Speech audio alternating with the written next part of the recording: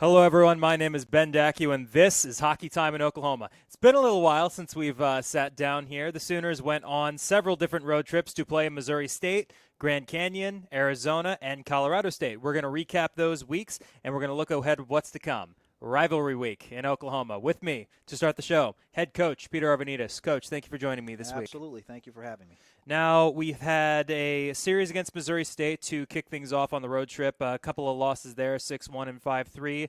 Then a long flight to the desert to take on Grand Canyon and Arizona. 5-2 loss to the Antelopes and a 3-2 overtime win and a 4-2 loss against Arizona, and then a 4-3 loss and 3-2 win against Colorado State. So why don't you kind of take us through these weeks? Why don't we start with Missouri State? What happened against the Ice Bears? No, Missouri State, obviously, it's a good team. They're a fast team.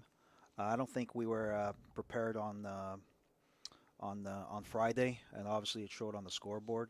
But we had a better outcome on Saturday. We played a lot better. We played within our concepts. But unfortunately, a so-so call on the penalty late in the third period. And when you do that with a good offensive-minded team like Missouri State, they made us pay the price on that. But was very happy with the way we played the second game. And unfortunately, we didn't come out with any points out of that trip. The roster is much more talent-wise. It's much more sound than it was a year ago.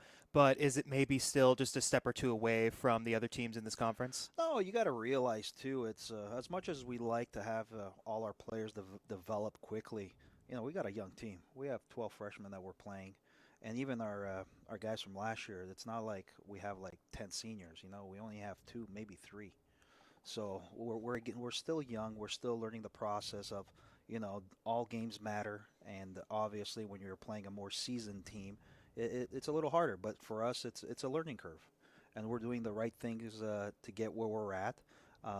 Obviously, on that trip, did we like to come out with some points out of it? 100%.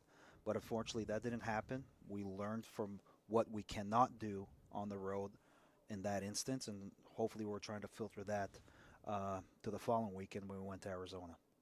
And to start off that trip to Arizona, it began with a 5-2 loss against Grand Canyon. What happened there? We just came out flat. It was our first game on the three-game skid. We didn't come out the way we thought we should have, and unfortunately, they came out, played their game, and they took it to us. But then Friday and Saturday, we played a good team in Arizona, and I think at the time they were ranked the number 7 team in the country. And we had a good game. Our first game, we played solid. We played well. We won that game in overtime, and then we've had two solid periods on Saturday, and we just couldn't close it in the third period, unfortunately. There is a very great clip of the Arizona broadcast reaction to Hunter Howe's winning goal in overtime. I don't know if you've seen it, but the man was just crushed as he was giving the commentary. Well, he deserved it. He had a good game. He had a good weekend that trip, and was happy to him to see him score that goal. And finally, the long road trip comes to a close with a series split against Colorado State, a team you guys obviously saw here a while back here at Arctic Edge. What went right for you guys in that win? No, I think on those two we had solid games. We out of the 6 periods, I think we played four solid periods. And when you go into a shootout, it's a hit or miss. It's 50-50. Unfortunately, they were able to score one extra more goal than we did, but. Out of that trip, we came out literally 4 out of 6 points. So we're very happy with that trip. Obviously, after that, we came home. We took a good solid week off. I'm a big believer in spending time with your families during this time, and obviously everyone did. And we came back on Sunday, and right now our focus is UCO. So kind of on that, how has the lineup evolved over the past month, and what did you learn about your players during that road trip? Oh, you learn a lot about it's every day. Every day you're learning more of how certain players identify themselves within the team. And now we're starting to give more responsibilities to certain players, and we expect them to hit those benchmarks. But again, we're still in that learning curve, but we're doing well at it. And it's a process where, unfortunately, as much as we'd love to have it uh, at a certain level, right now, it's just not realistic. So every week and every day we're here practicing, and every week that we're playing, we're just learning about everybody, and we're just getting better at it. And you definitely know more about your guys now than you did back in Oh, August. 100%, 100%. You know, what we did over the summers, we hit some spots that we needed with for our hockey program. You know, we needed to get bigger. We achieved that. We needed to get quicker. We achieved that. We needed to add more scoring. We achieved that. And right now we're at that position where, you know, we're averaging, I think, close to like over 3 goals a game, maybe four. And I think our goaltending scenario is like, I think we're only allowing at maybe 2 goals per game. So we've achieved of what we needed to do to bringing in the guys in, and now it's just the process of, you know, them learning the game of playing with individuals that are basically 3 4 years older than them, and obviously as the weeks and days go by, they're going to get stronger, smarter, more mature, and they're going to develop the right way.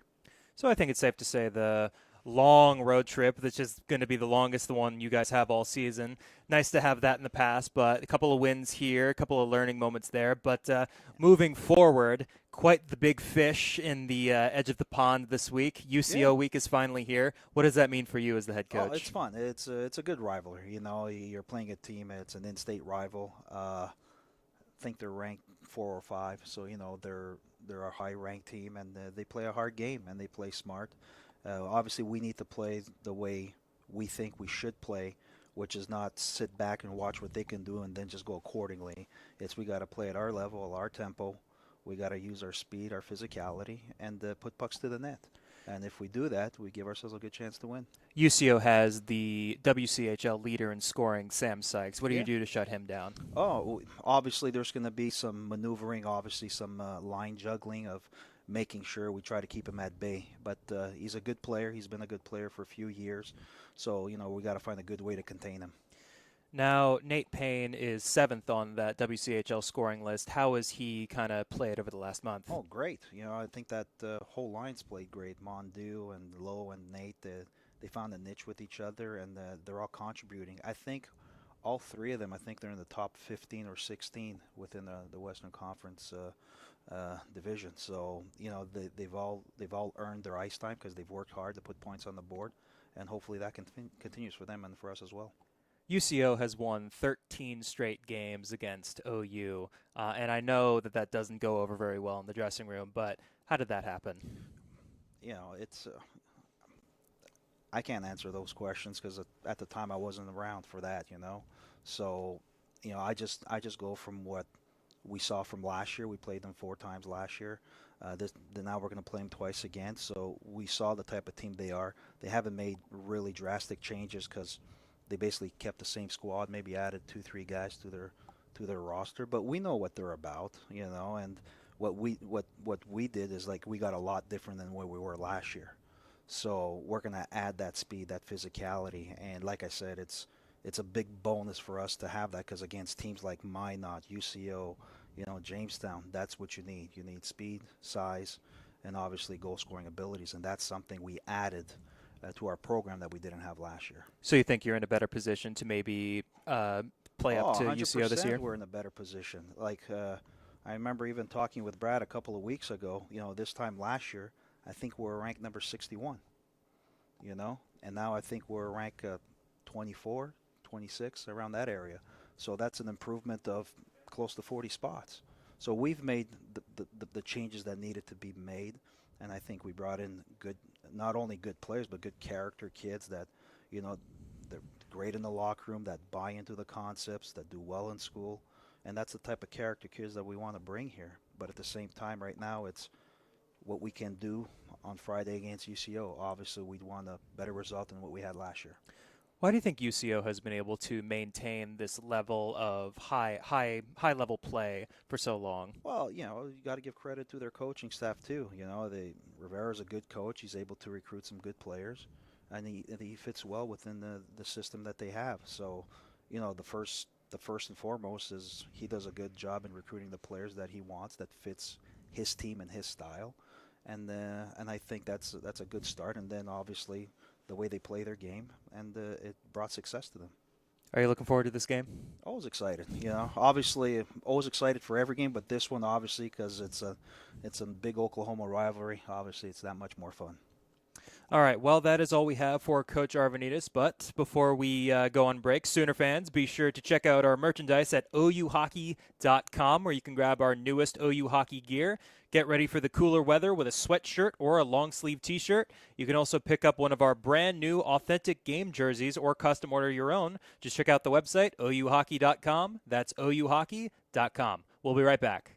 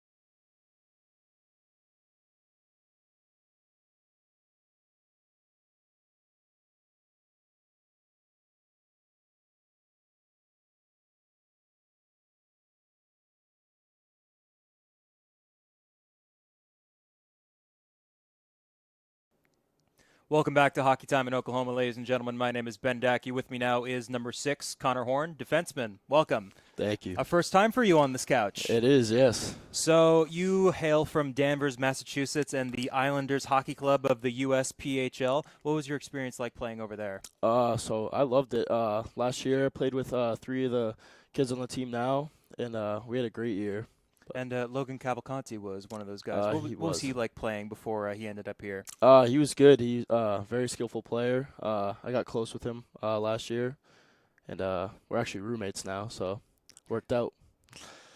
It's kind of cool. I mean, you start junior hockey together and then roommates in college. It's a pretty nice setup. Yeah, it was cool. So you've experienced the first kind of long ACHA road trip, like it's a road game and then it's another road game and then you do it again the next week and then the next week. What was that experience like for you? I haven't done it before. It was fun. Like traveling to these places I've never been before. It got exhausting sometimes. Like always on the road, but I enjoyed it. Yeah, it was fun. Now, you guys flew to Arizona last year. You guys flew to Vegas last year, and we were very upset because we were not invited on the flight to Vegas. We someday we will get the road broadcast set up, but just not meant to be for now, unfortunately. We still want to go to Vegas. Yeah. So you are finally going to experience OU UCO for the first time, the I-35 rivalry. Has this one been circled for you? Have you been looking forward to this one? Yeah, I have been. I'm excited. Want to beat them, so definitely excited to play them, and I'm expecting a good game out of it. So, does the mood in the dressing room change at all when UCO is coming up on the calendar? I haven't noticed it. No, we're all focused on the same objective. We all want to win, so that's been our focus the whole year. So, I think going into this weekend, it's the same. Now, you guys were sitting at the top of the WCHL for a little while now. UCO and now UNLV have now caught up to you. So sitting at third now, that's still pretty good. Mm-hmm. But does that maybe kind of stick in your craw a little bit, maybe being behind those two teams? I think it just gives us more fire almost. Like we kind of just want to play better to catch up to them now. So I think it motivates us a little more. So when you see what UCO has done over the last couple of years, like finalists at nationals a couple of years, do you think that this is a team and a group of guys that can get to that at some point? Yeah, I believe so. I think we're really well bonded this year, and I think we all want to work for each other.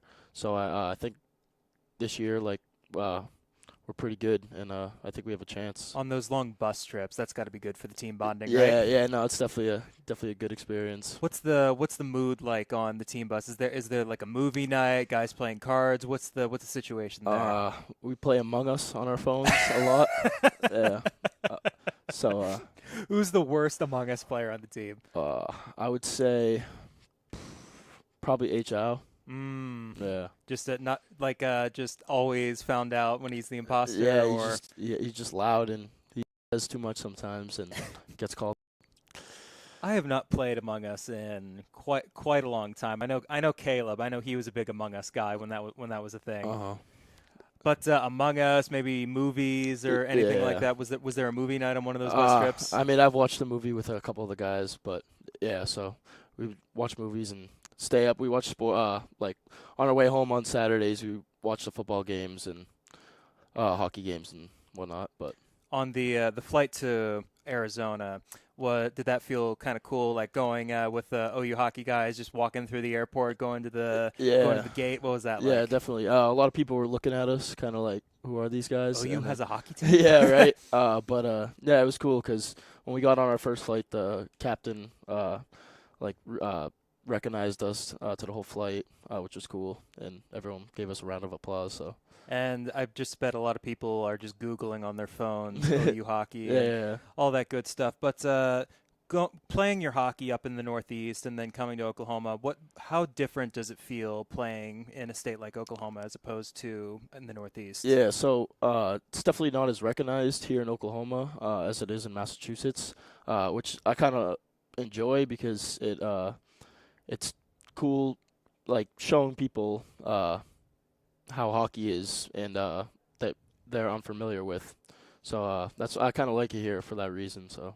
What was the thing that Coach Arvney has said to you that made you think, I want to play hockey here? It's a tough question. He sold me on a lot of things, but I think just the way he came about winning and wanting to be a successful team, I think really stood out to me. And OU is their college football journey is more or less over. We're still waiting to see on what happens in the bowl game. But We were talking with Coach Arvanitis just after we cut the interview there, how he feels about the college football playoff rankings. Do you hear him complain about that as much as we do? I have not yet so far, but He wants he definitely wants Alabama in there, and he's very passionate about that. yeah. What are your college football playoff rankings? Who would you put in? Oh, it's a tough one. I would definitely say Georgia is up there. All right, Georgia at 1. Washington, obviously. Washington, okay. I think FSU, and man, I would have to say Bama as well. Bama? Yeah. So I know the committee is just waiting for Bama to beat Georgia because then they can put them both in. Yeah. All right, Exactly. that is all we have for Connor Horn, but be sure and subscribe to our OU Hockey newsletter. It will keep you updated on everything OU Hockey. That will be the latest news on games and the season as well, and it will be updates on players and just everything Sooner Hockey. Subscribe to our newsletter. Just log on to ouhockey.com and hit the subscribe button at the bottom of the homepage. I'm Ben Dackiw. This is Connor Horn. We'll be right back.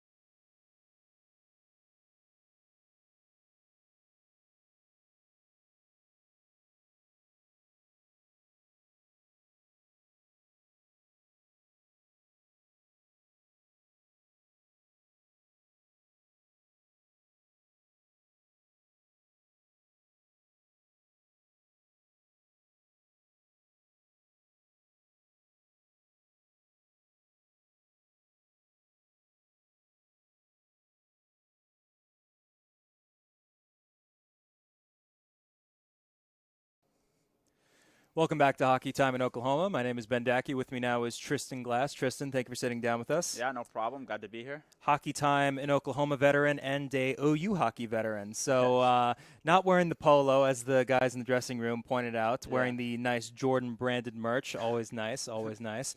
So how has the kind of last month for OU hockey gone?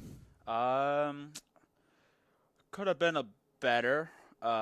Some wins we'd like to have back here and there, but overall pretty good. Now, what is there kind of one game that sticks out that you'd like to have back?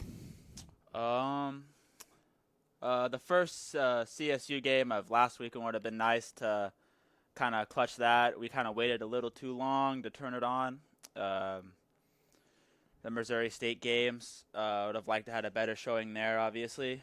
I feel we are a much better team than what that kind of what was put on at that showing, and then GCU was tough. That would have been a nice game to have back. Some needed points there. For the GCU game, maybe a little weary from the travel, maybe a little worn out from the plane ride. Yeah, yes, you could make all the excuses that we want to, but we just underperformed that night. So,